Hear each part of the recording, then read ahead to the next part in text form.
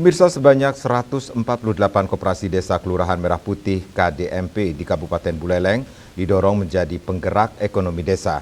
Pemerintah Kabupaten Buleleng menekankan pengelolaan yang profesional dan berbasis digital agar koperasi mampu menjawab tantangan ekonomi modern.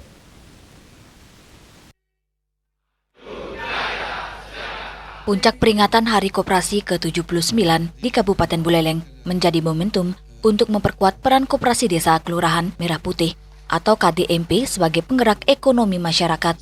Bupati Buleleng, Inyoman Sucitra mengatakan, saat ini terdapat 148 KDMP di Buleleng yang menjadi bagian dari program strategis nasional.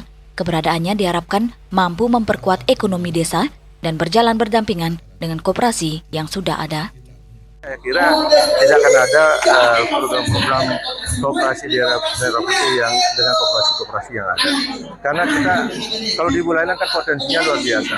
Kita wilayahnya luas, kemudian penduduknya juga banyak. Ya ini harus ditangkap ini. Kemudian UMKM kerjasama dengan UMKM kan yang juga disampaikan tadi, banyak UMKM yang kerjasama dengan koperasi sehingga saling bersinergi, simbiose mutualisme, dan saling menguntungkan.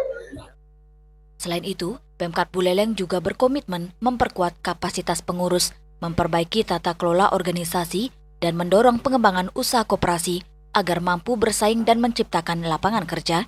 Sementara Ketua Dekopimda Buleleng, Nengah Tenayo, menilai keberhasilan KDMP sangat bergantung pada kolaborasi antara pemerintah, gerakan koperasi, dan pelaku usaha. Di desa contoh lah, kalau KDMP-nya kan kalau sudah ada KSP, operasi simpan pinjam, kan dia kan sektor realnya dari KDMP-nya. Dan sampai saat ini karena belum semuanya beroperasi, kita akan mengajak tetap. Ia menambahkan, hingga kini ada sebanyak 6 gerai KDMP yang telah beroperasi, sementara 23 gerai lainnya menunggu waktu operasional yang tersebar di beberapa kecamatan di Buleleng. Yasri Yuli, Bali TV.